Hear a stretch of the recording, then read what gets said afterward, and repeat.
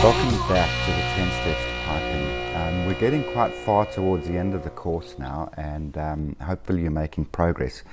The effort that you put in will be well rewarded, because I think when you get to the end of these 10 steps, you'll be pretty much good and ready to start learning a couple of tunes. And I mean, that's really why you're doing this, right? So stick with it, stick through these next 3 steps. They're kind of extensions of the last step, but really just embellishments that are fairly common in bagpipe music and in Celtic music as well. So today we're going to do the Toarluaths. Now this one's also, I'm not sure how this is pronounced.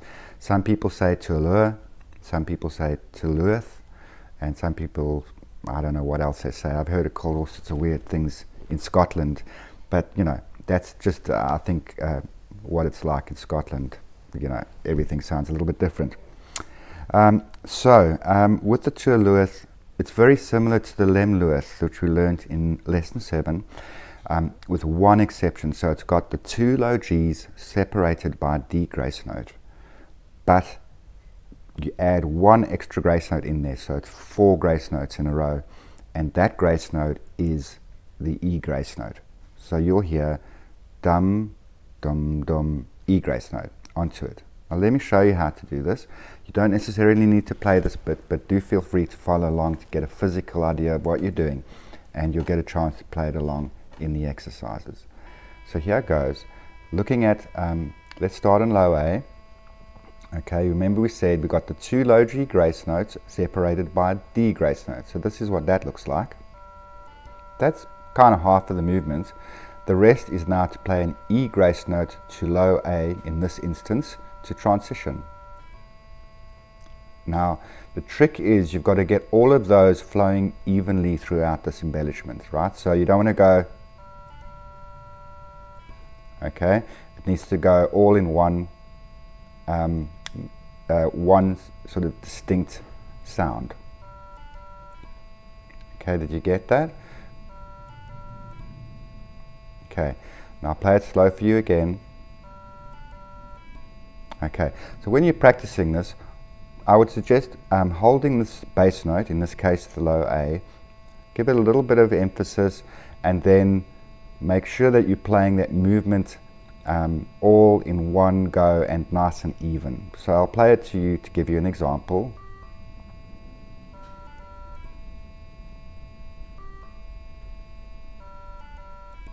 Okay, and I'm using the G grace note there to get me to the bass note for this exercise. So let's move up to B. So B, 2 low G grace notes, and then the E grace note coming back to resolve to low A. Okay, let's try it again. B, did you get that? 1 dum. So there's 4 grace notes in there, but you probably hear 3 distinct sounds. Okay, and to give you an idea of what that sounds like at the normal tempo, again. Okay, now C, same again, 2 low Gs separated by a D grace note, and then E to the low A. Okay, so it resolves in low A. Bum, bum, bum. And you'll hear that sound very clearly when you get used to it. Now, the same as the last exercise, for some reason, unbeknownst to me, there's a slight variation when you play the D. You separate the 2 low G grace notes with a B grace note. So it's right at the bottom hand, 4th finger, instead of a D grace note.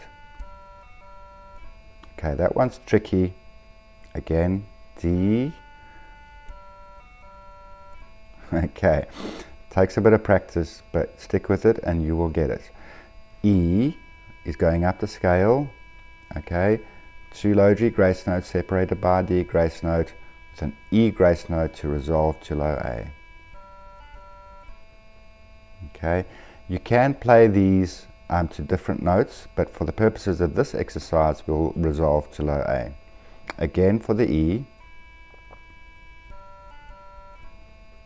Okay, and remember to try and play all of those parts of the movement evenly and in one package, if you will.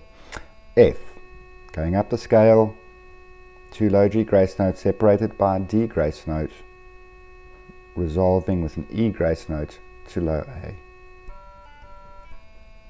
All in one movement. High G, going up the scale once again, 2 low G grace notes separated by a D grace note, resolving with an E grace note to low A. Okay, again. Cool. High A is the last one at the top of the scale. Same again, 2 low G grace notes separated by a D grace note, resolving with an E grace note to low A. Okay, it's a very distinctive sound, and you start to recognize this when you're playing it. There we go. And you'll notice when you start learning tunes that there's a specific kind of sound you're looking for when you play that. Cool. All right, so that's it for the demonstration part. Let's go on to the playing part, and we'll see you on the other side.